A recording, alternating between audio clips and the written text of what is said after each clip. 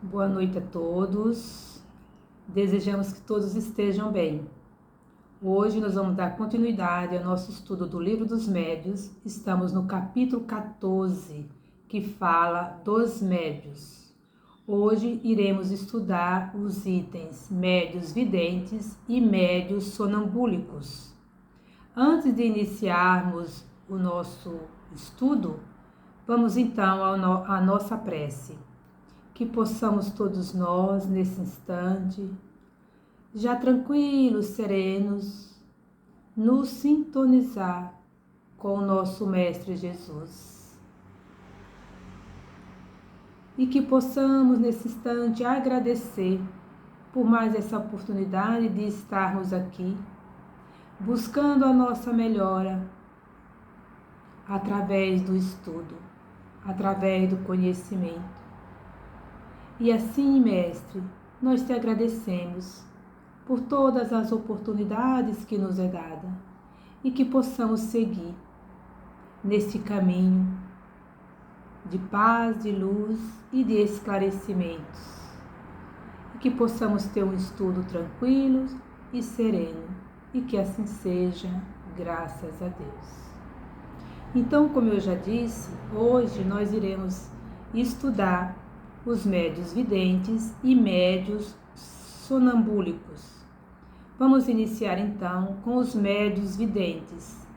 Logo no início do capítulo, Kardec já deixa bem claro o que são os médiuns videntes. Então, os médiuns videntes são dotados da faculdade de ver os espíritos, de ver imagens, de ver tudo aquilo que acontece no mundo espiritual. E aí ele define que alguns gozam da faculdade no estado normal, quando estão perfeitamente acordados, e eles se lembram de tudo, com muita clareza. Já outros, eles só possuem em estado sonambúlico, ou quando está próximo do sonambulismo, ou seja, quando você vai começando a deitar, a dormir, que você consegue ver imagens, consegue ouvir, consegue ver espíritos, enfim. Então, essa faculdade, ela não é constante, ela não é permanente, é um momento passageiro. Por isso que nesse estado sonambúlico não é considerado um médium vidente, mas são momentos. Porque na categoria dos médiuns videntes, a gente pode incluir pessoas que são dotadas dessa dupla vista, ou seja, da vista da alma, ou ainda como alguns falam, segunda vista, porque isso é muito mais profundo. Então, o médium vidente, ele vê com os olhos da alma. Por quê? Porque eles vão além.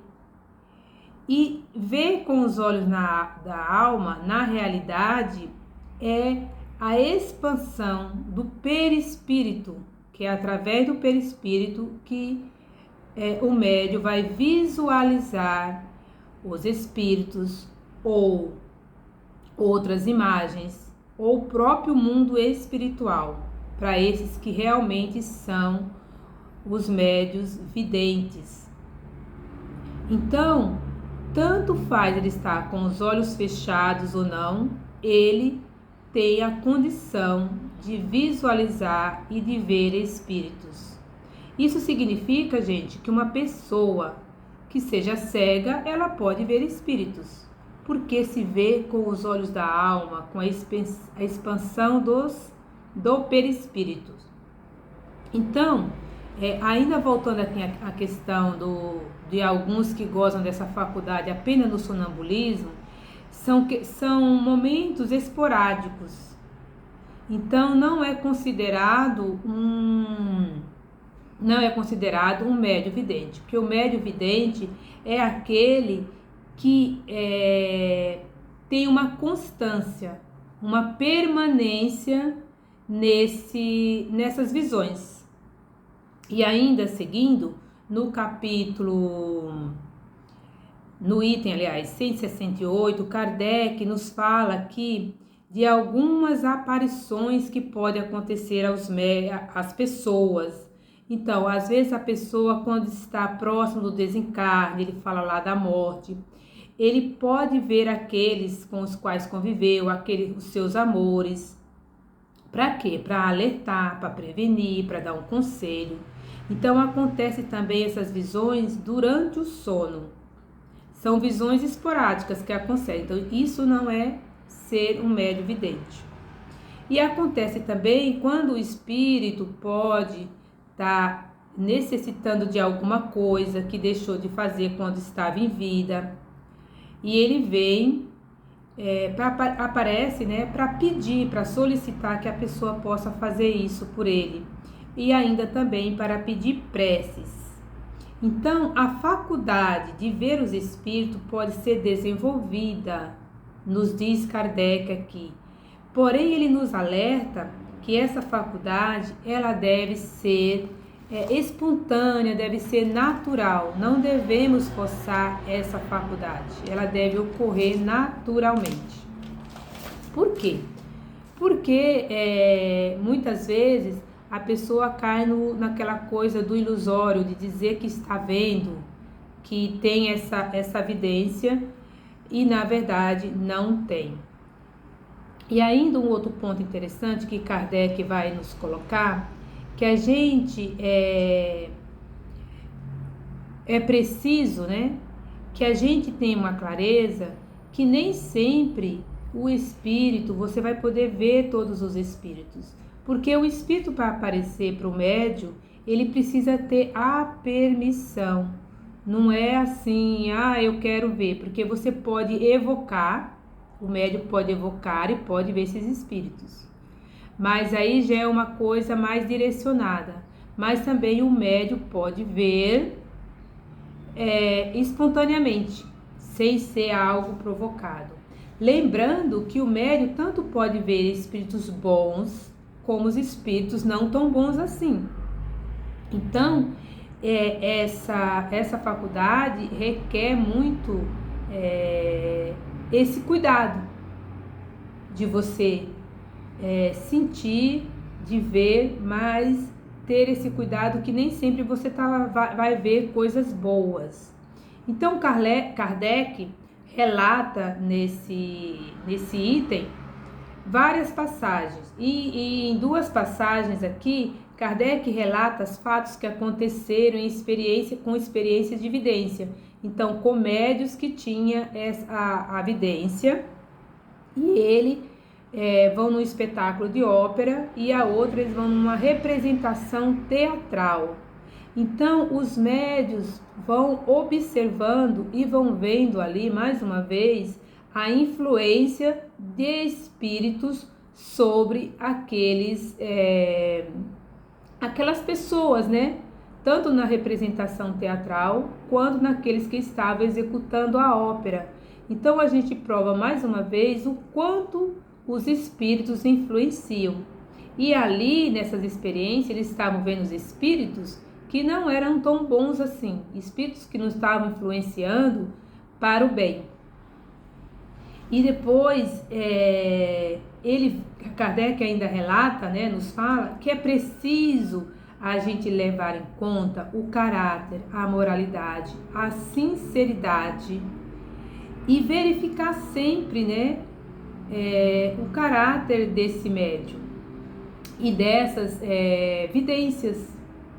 Então, Kardec, ele relata também mais uma experiência de uma senhora viúva, que ela tem uma preocupação muito grande com o marido. E nessa preocupação muito com o marido, quando ela vai conversar com o médium, e aí o médium fala, tem um espírito do seu lado. Como ela tem essa preocupação tão grande com o marido, ela já acha que era o marido que estava no seu lado.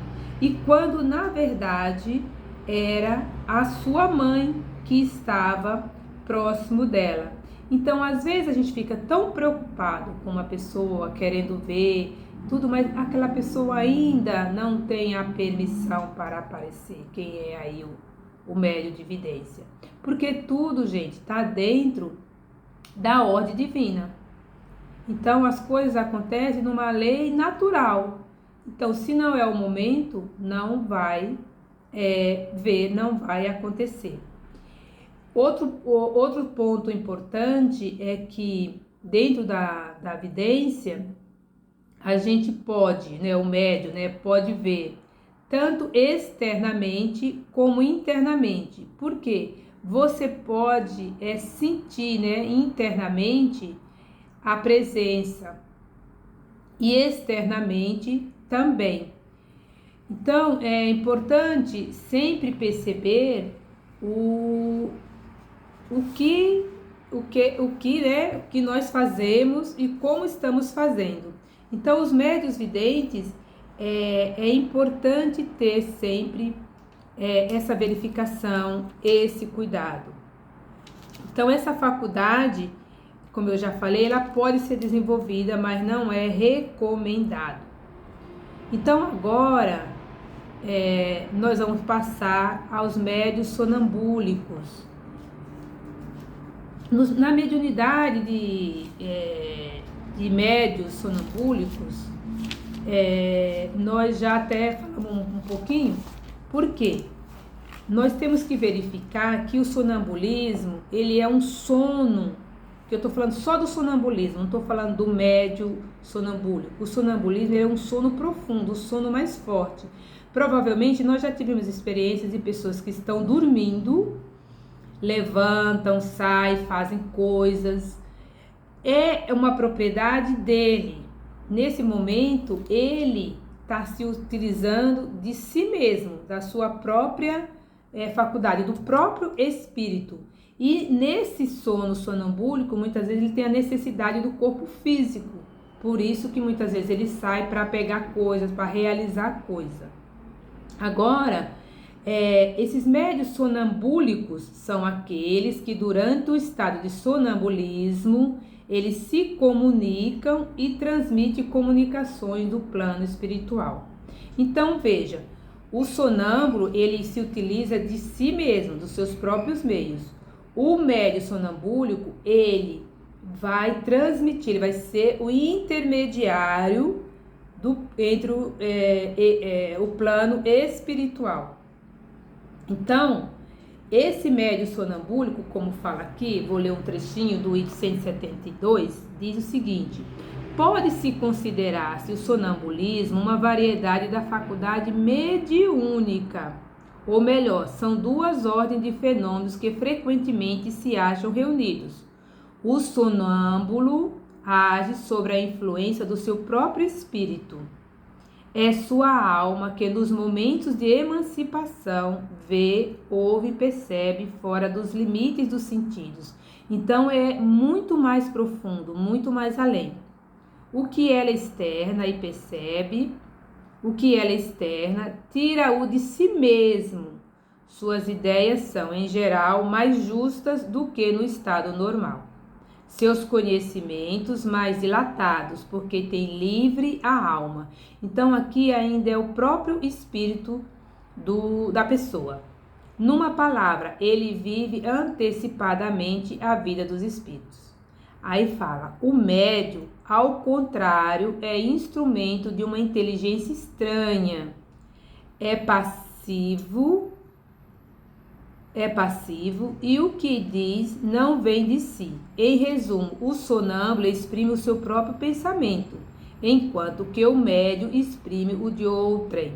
Então é aquilo que eu falei, o sonâmbulo ele está falando de si mesmo.